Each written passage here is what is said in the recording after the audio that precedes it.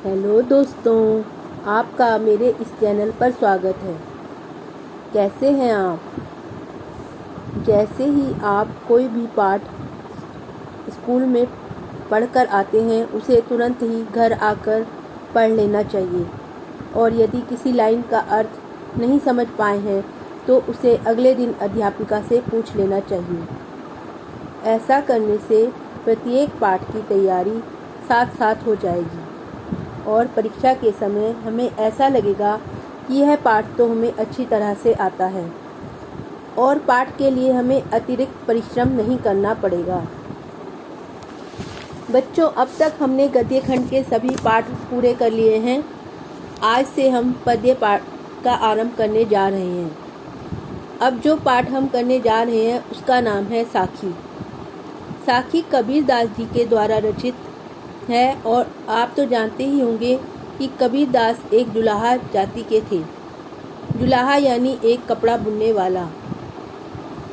और कपड़ा बुनते बुनते ही वह जो भी गाया करते थे वह सभी इस पाठ में वर्णित है।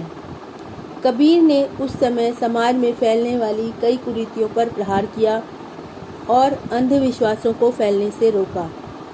कबीर सही मायने में एक सच्चे समाज सुधारक थे। कबीर स्वयं पढ़े लिखे नहीं थे। ये जितना भी उनका काव्य हमें प्राप्त है वह उनके किसी शिष्य द्वारा लिखा गया है। अब हम साखी का अध्ययन करना आरंभ करते हैं। कबीर के अनुसार जिस व्यक्ति के अंदर अहंकार नहीं होता वही सुंदर बातें कर सकता है। हमें सबके साथ मीठा बोलना चाहिए, जिससे दूसरों को तो सुख मिलता ही है, हमारी आत्मा भी पवित्र हो जाती है और शरीर को भी आनंद प्राप्त होता है।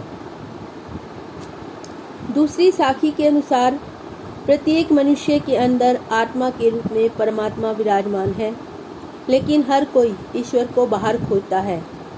जैसे हिरन अपने शरीर के अंदर से आने वाली खुशबू को बाहर ढूंढता रहता है। तीसरी साखी में कबीर यह कहते हैं कि जब तक मनुष्य के अंदर अहंकार रूपी अंधेरा है तब तक प्रकाश रूपी परमात्मा हमें कभी दिखाई नहीं देगा। जैसे ही हमारे अंदर से अहंकार समाप्त हो जाएगा, हमें तुरंत ही ईश्वर दिखाई देने लग जाएंगे।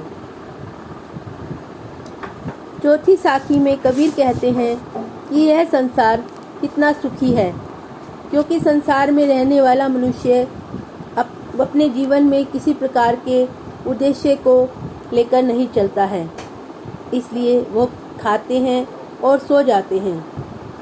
कबीर के जीवन का उद्देश्य ईश्वर को प्राप्त करना है।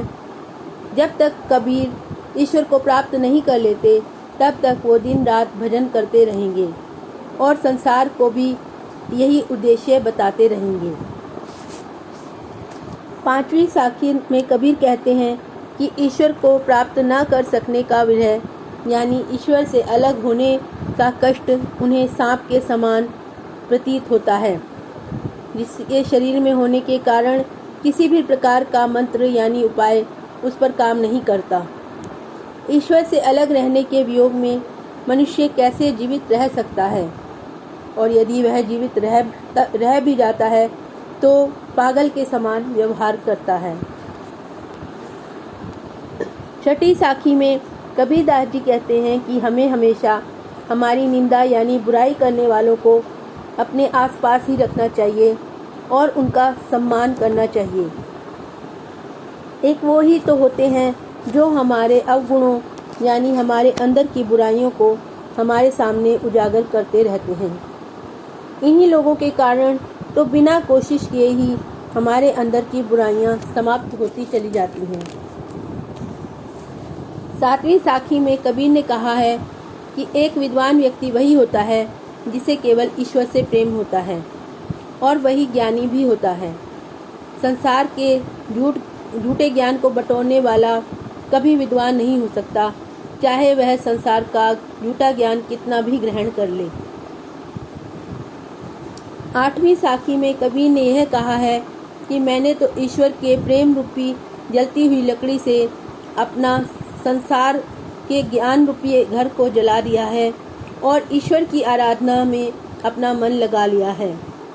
अब जिसे अपने अज्ञान रूपी घर को जलाकर मेरे साथ ईश्वर को प्राप्त करने चलना है, वो मेरे साथ ईश्वर की साधना करने चल सकता है। धन्यवाद।